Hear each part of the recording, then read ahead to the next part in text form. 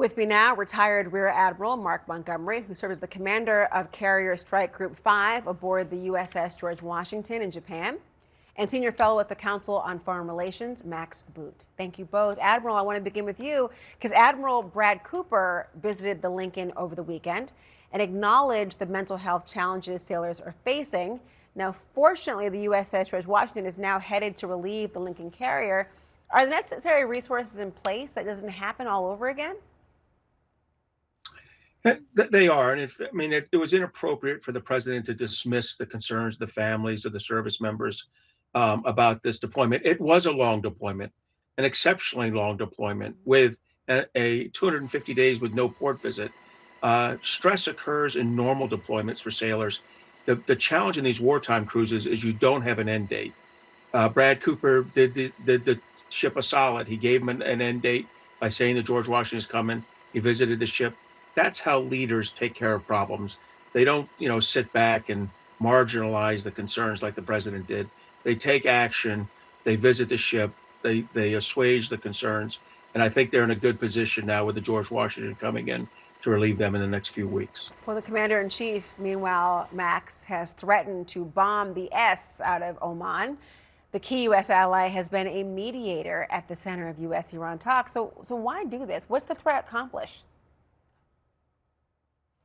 It doesn't accomplish anything except convincing people that Trump is unhinged. But I think this is a sign of how frustrated he is by the failure of this war. I think he's embarrassed and humiliated that after he said the war was going to last 4 to 5 weeks, it's now lasted 6 months, and he still has no way to get out of it. So he's lashing out.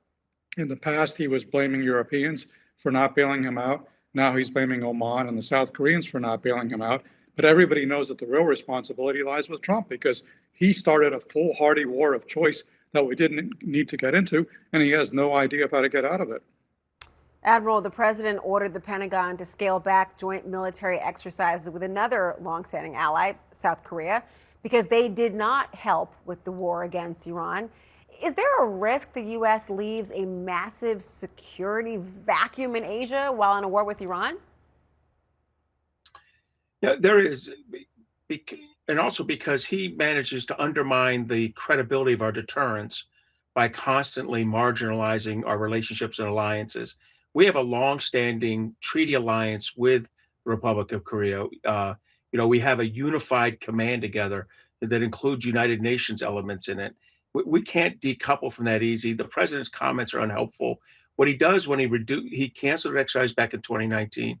By reducing this exercise, he lowers the readiness of U.S. and Korean forces, South Korean forces, lowers our readiness to deal with a threat from North Korea. He actually harms national security with his, quote, solution to the problem.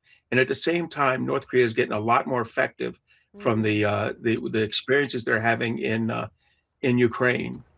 Max, the president also cited his good relationship with North Korea's Kim Jong-un. I mean, what precedent does this set for other U.S. allies who might now fear that security guarantees are entirely transactional?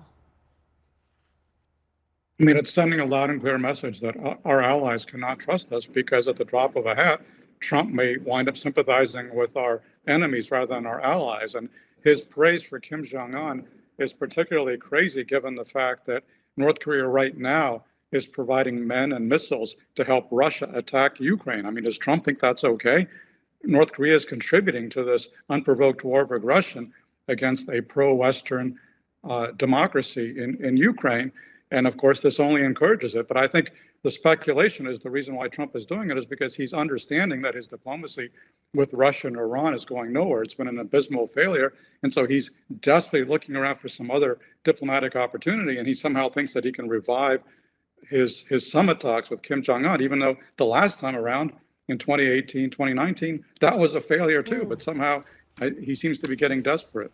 Well, we'll see what happens next. Admiral Mark Montgomery, Max Boot, thank you both.